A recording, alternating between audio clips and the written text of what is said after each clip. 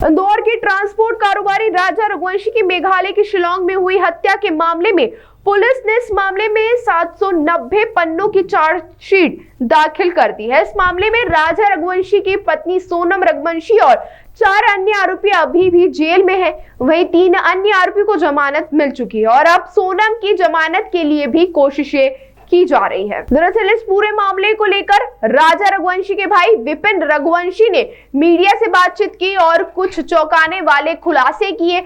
गौरतलब है कि राजा रघुवंशी और सोनम रघुवंशी 23 मई को हनीमून मनाने शिलांग गए, जिसके बाद वह अचानक लापता हो गए थे, जिसके बाद 2 जून को उनका शव शिलांग की एक गहरी घाटी में मिला था। इसके बाद पुलिस ने उनकी पत्नी सोनम रघुवंशी और उत्तर प्रदेश के गाजीपुर से बरामद किया, जिसकी जांच के दौरान पुलिस ने सोनम के भाई की फैक्ट्री में काम करने वाले राज कुशवाहा और उसके 3 साथियों को भी गिरफ्तार किया।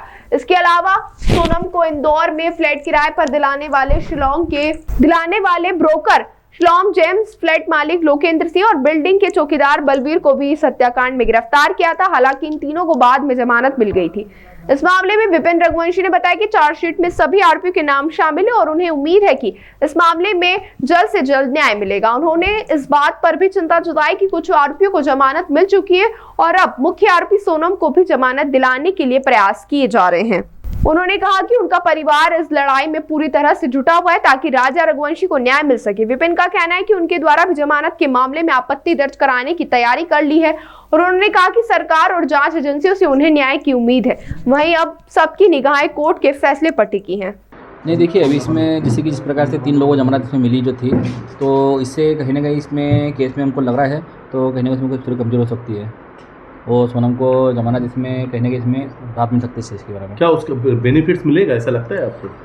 नहीं, देखिए, मैंने वकील साहब से जब बात करी, जिसके अंदर बात करी थी मैंने, तो उन्होंने कहा था इसमें तो जैसे कि जो चालान डायरी जो है, चालान डायरी जैसे कुछ अपने जो पेश हुई इसमें हुई है, तो इनने कहा अभी तक जो 5 लोग जो है, इन 5 लोगों की जो चालान डायरी जो पेश करी है तो 90 दिन के पहले पेश करी, तो इसमें कहीं ना कहीं सोनम को जमानत नहीं मिल सकती है। मगर इसमें भी मुझे ऐसा लग रहा है तो जो 3 लोग जमानत मिली है तो 3 लोगों की जमानत का जो फ़ायदा है सोनम उठा सकती है। कहने का किसने आपत्ति लगाई, ये जमानत के लिए अर्जी किसने लगाई? अर्जी क्या गोविंद की तरफ से कोई वकील किया गया था? नहीं, इसमें या सोनम को सरकारी? इसमें देखिए पता चला नहीं अभी तक में है, तो गोविंद के परिवार द्वारा वकील किया गया है, कहाँ से किया गया, क्योंकि इसमें सरकारी वकील तो नहीं है, सरकारी वकील के अलावा वकील कोई खड़ा हुआ इसमें हुआ है, तो वकील कहाँ से आया ये पता नहीं आइडिया। क्या आपको लगता है कि अब सोनम का जो परिवार है वो कानूनी लड़ाई शुरू कर चुका है, कानूनी मदद कर रहा है सोनम को?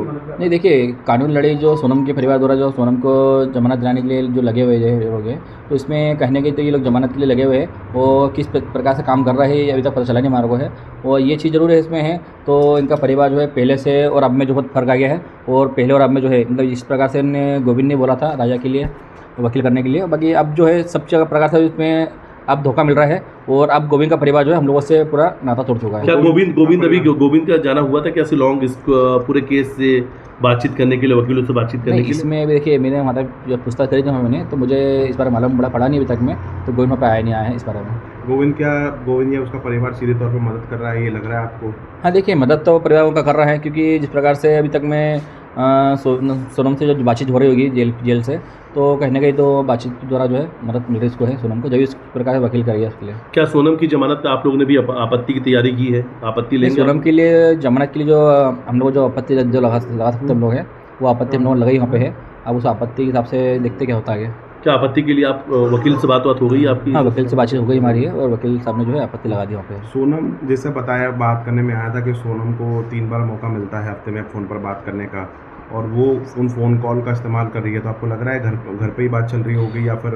देखिए, डेफिनेटली जब सोनम जब फ़ोन पे जब वहाँ से बात कर रही है तो किसी और को सोनम को ऐसा बात है नहीं, कोई दूसरा अपने आशिक भी होगा, कोई जैसे बातचीत कर रही होगी।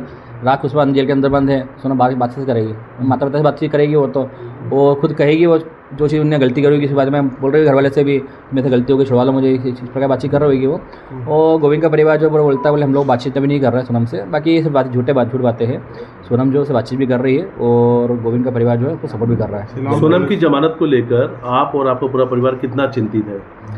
देखिए, हम लोग तो उसमें भगवान से एक ही विनती करते हैं सोनम की जमानत ना हो और ये 5 आरोपी जो अंदर बंद है वो उनकी जमानत ना हो, और हम लोग चाहते इसमें हैं तो मेघालय सरकार से हमें एक ही उम्मीद हमारी है, तो इसमें जितना अच्छा हो सके जो चार्जशीट में जो लिखा होगा उन्होंने उस प्रकार से इन लोगों को जमानत नहीं मिलती कभी। तो हम लोग चाहते हैं कि मेघालय सरकार ने अच्छा काम करा है, और कभी जमानत उसमें मिल जाती कभी है तो फिर मेघालय सरकार ने एक तरफ से कुछ काम नहीं करा है और तब बंदा हो जाएंगे फिर। क्या लगता है फिर अगर जमानत मिल जाती है तो ये एक बड़ी हार होगी का?